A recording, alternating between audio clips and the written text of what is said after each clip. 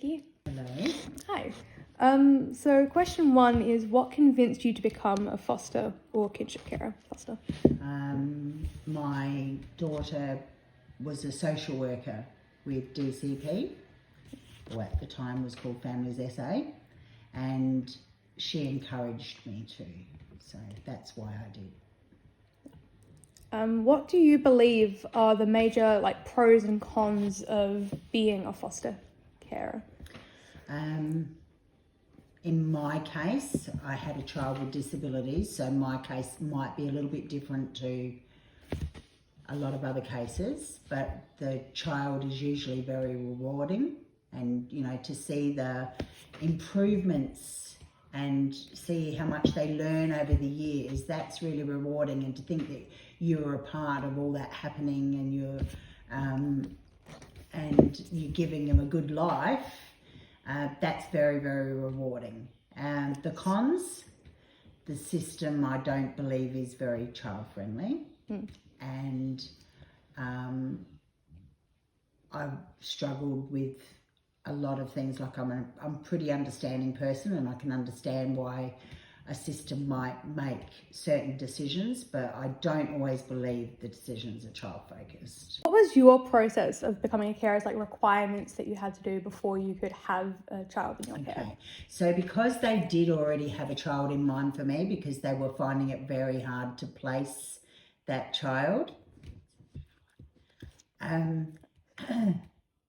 I was doing a lot of it while I had the child, or while I was getting to know the child. But the process was basically you had to have a police check, you had to have first aid, you had to have, I'm pretty sure it was called that then too, child safe environments. But I didn't do a lot of the other learning things that they do with. Because it was more an emergency. It was an emergency. They couldn't place Ebony and her two sisters. So me and my sister took the 3 on. How do you feel about your role in the people you've fostered's lives? Your ability to continue being a part of their lives after they've aged out or left? Okay. So Ebony has aged out, and so Ebony's over 18. Because of her disabilities, I felt it important that she doesn't get lost in another system like you can with the DCP system. Yeah. So I became her guardian. So she does come and visit us quite regular, and I control her money. So it sounds awful. Finances, yeah. Finances. It's what's needed. Yeah, correct. Yeah. So yeah, she gets everything she wants and everything she needs, but it's within control. Otherwise she'd have a house full of dolls. And nothing else, no room for anything else. Are there any either positive or negative stories you'd like to share of your time when you were a carer? Also, as a respite carer, okay. I believe that I was quite a good respite carer, because some even come back for interviews. Yes, we do. We like it. and yeah, so I've always held contact with the very few, but the few that I have done respite for as well. So that's a plus. Yes, it is. Get to meet all sorts of new people. You do. The first 12 months would have been the hardest part. And so maybe this would be the big difference between foster caring and kinship caring. Because it took me a while to get that bond with Ebony. She was a stranger. She was a little girl, but she was still a stranger. And so you don't have that bond, that love, and that develops over time. So quite often in that first 12 months, and also because of her severe disabilities, because they were severe back then, sometimes I thought, oh my God, what am I doing? And it was just through sheer, I'm not giving in, stubbornness, that it probably succeeded, because it could have broken down quite easily, because you don't have that bond. Whereas kinship carers, Granny always had that bond with you. And she just wanted what was best for you. But after that, once... I think it's a really lovely thing that eventually you can still get that bond. Usually I think, I have heard that there are cases where they just don't. But then that's probably not, that's a person that probably should never have been a foster carer or doing it for the wrong reasons, I would think. But then I don't really know. It's 'cause you different do. for everyone. It's, Correct. yeah. But it's a very rewarding experience. Very rewarding. I mean, you yourself would have seen the differences in Ebony over the years. Like when you first used to come here and you used I don't to, remember that. you used to hide your shoes. Oh. You used to lose all your shoes. You'd stash them in different spots. Fair enough. So, and people would say to me, "Oh my God, she's such hard work." And I'm thinking, "I've got Ebony, she's easy." Because Granny said, like, Yeah. Granny would say, people don't want to have Lauren back because she's such hard work. Yeah. And I said, "I've got Ebony. Lauren's easy." And we got along quite well, so we were just off doing something else, playing with the Monster High dolls and Yeah, everything. that's it. Yeah. Not easy. So yeah, as far as respite is very difficult for someone like me and for someone like Granny, because you're thinking of that child and you want something, you want it to be constructive for that child. Like, I don't want, so when I first got Ebony, and Ebony was so demanding, she was basically non-verbal and she just used to scream, and I used to need respite. Yeah. So I used to take her down to Adelaide to a different house every time because the people didn't want her back a second time. And after I did that sort of probably once a month for a few months, and I'd see her little face and how upset she was that I was leaving her and how excited she was when I picked her up. And I thought, I can't do this. Like, it doesn't matter how hard it is to cope with her. It's better for her if she's with me because she feels safe and that's where she wants to be. And Granny would find exactly the same thing for you. Yeah, she went off to when she went off to Paris. I'd stayed in. That's where how you- we. Yeah, that's how you ended up here. It was bounced around from Yep. 3 different places, and Because they then just didn't get you, but they didn't take the time to realise they don't need to get you. You are. You know, it's like Ebony is what she is. That's all. You just have to guide that and just let them be themselves. And the child was rewarding. And I would say in kinship care, the child is always rewarding because they have that bond. they have and that they want familial. Yep. But in foster caring, I believe that there would be some foster carers that would say, "Oh no, I can't handle the kids," because You don't have that the feeling of obligation. You have to. no, that's Yeah. right. And it's probably because I was so stubborn that first 12 months that it did work. But it was so rewarding in my case.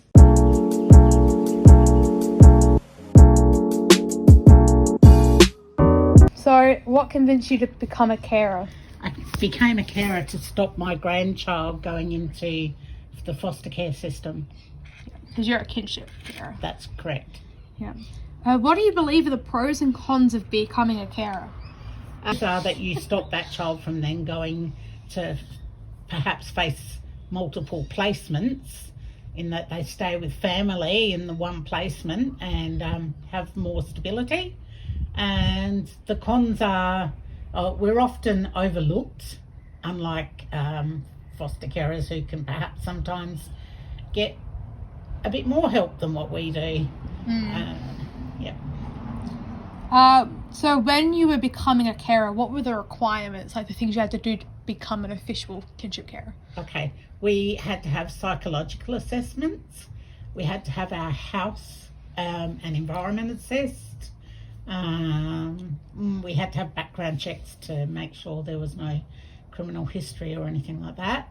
We had to have a first aid certificate. And we had to have working with children certificate. How long have you been a carer? That's a hard question because I was an informal carer before I was a carer for you. Yeah, so about 20 years. Okay. Are there any relevant stories that you would like to share?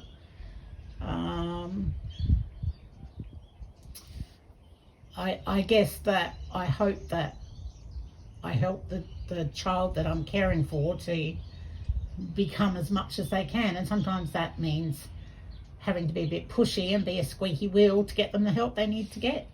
So it's hard to get them the help they It need. can be, yeah. People end up in the system. The biggest reason that our children end up in care is because the parents are unable to keep them safe. Okay. And what are the requirements for becoming a carer? It's like the steps they need to take. So normally there is a pretty intensive assessment process where they have various assessments done, police checks done, and lots of paperwork just to consider that the child that we're placing with them, to make sure that they're a safe person. Okay. So there's lots of paperwork, there's trainings, there's other little bits and pieces that you have to do to be able to become a carer. How do you feel about your role in the people that you helps lives? I think it's rewarding. I look at the positive outcomes when you get a child that comes into care that's, I guess, damaged and in an unsafe environment, and you put all of your hard work and supports in place to get good outcomes. So, you know, they're going to school, their health needs are met, they're playing sport, they're getting a job, they're getting their driver's license. It's all those positives that make the job worthwhile. Why could people end up in the system? Well, similar to what Kylie said, she talked about, is that it's usually when parents can't keep somebody safe. So there's different types of abuse. There can be physical abuse, there can be emotional abuse or neglect. So there's different things. So neglect can be around like if they're not being able to meet the child's needs. So, you know, like it could be someone who has really complex medical needs that may, and their parents might not be able to keep them safe around addressing their medical needs. It can be quite complex if they've got something wrong with them. And emotional can be that a child can be like severely neglected, and so so the parent might not be able to meet their emotional needs. Okay, and then the physical abuse can be around the parents, you know, like actually physically assaulting a child, yeah, or young person, baby, yeah. And sometimes if we've got a lot of children, like say for a family, if they have had like say several children removed, and then sometimes then we might look at that. If that mum becomes pregnant again and she hasn't made those changes to be able to keep their, you know, the child they're pregnant with safe, then sometimes we can intervene like as soon as the child's born. Yeah, because we know that it's called a cumulative harm, isn't it? Yeah, around some of that stuff. Yeah. What are the requirements for becoming a carer? Yeah, so similar to what Kylie said about there's lots of assessments and things need to be done, and we have to ensure that the person who's going to care for a child has hasn't had any criminal cases against them, especially in relation to child protection, things like that. So we have to make sure that they're a safe person, and they have like what's called a working with children's check, and they get that through getting background checks on that person. And then they have to do household assessments, have to see who's in the house, and the carer has to go through lots of different steps to get there. There's two types of care arrangements. We can have a kinship care, so that's when family members look after children, and that's usually that's our best outcome that we would like for that to happen. Or then we've got the foster care system. So even if it's a kinship care, like going back to that with their relatives, that means that the carers can still do some trainings and things like that. But if you want to be a foster carer, that means that you wouldn't necessarily have a relationship with a child or children that are coming into your care. So that's usually got through an agency. So they have to go through all the similar kind of steps that we talked about, but then they have to do extra trainings as well, and they have to do that quite on a regular basis. Yeah.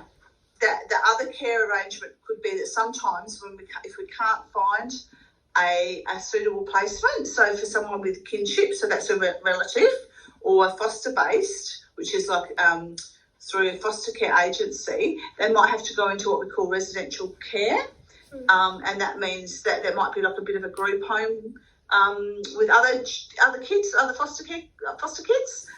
But that's something that we try and not do until it's absolutely necessary.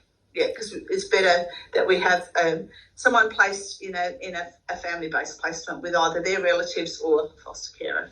Yeah. How do you feel about the role and the people that you help lives? Oh, look, I love my job, and I think it's a really important role for us as workers. We have to, to build up the relationship with the young person we're working with, and make sure that we're listening to their voice, like their voice, and we call that the voice of the child. So we want to make sure that we know that child, that we're listening to them of what they want, because they have the rights to feel safe.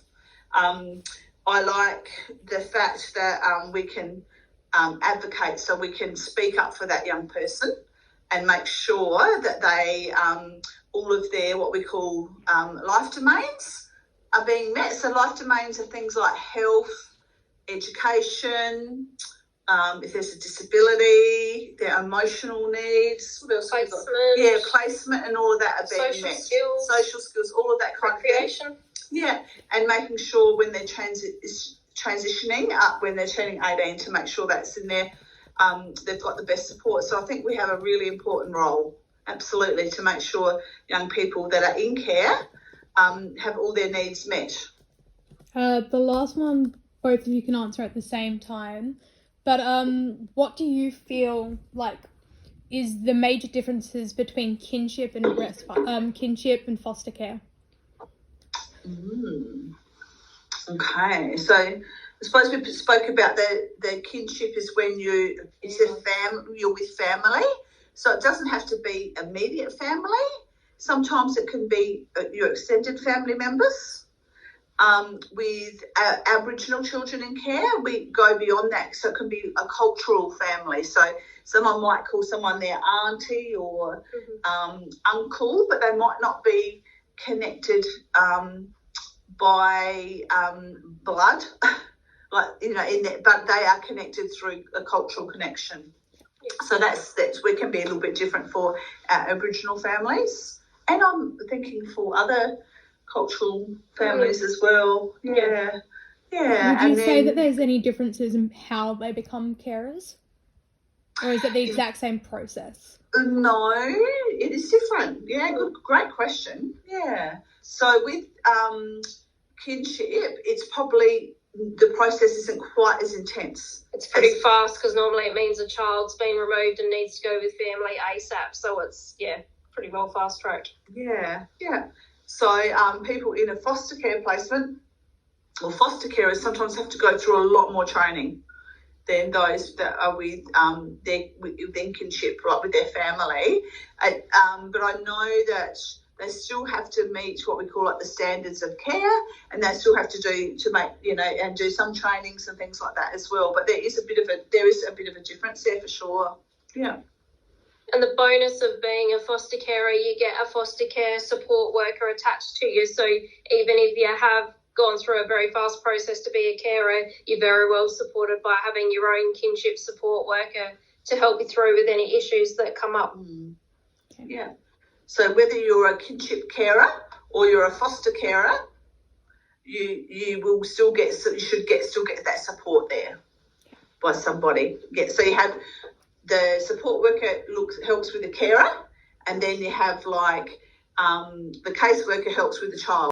Okay, so I think for me the biggest thing with kinship versus foster placements is 99.9% of the time kinship placements are often more stable and more long-term, where a child might go through 4 or 5 different foster placements. Normally kinship placements are more stable and children have less placement moves from home to home because it's family. Families seem to stick in there longer and don't give up. So, yeah, from what I've seen working in the department all these years, kinship placements are a lot better than a foster placement. And I know that all carers have to go through like an assessment now, like a review every 2 years. Yep. Yeah, that's something that's kind of newish, I think, isn't it? Yep. Yeah. So Okay. whereas a long time ago that didn't have to happen.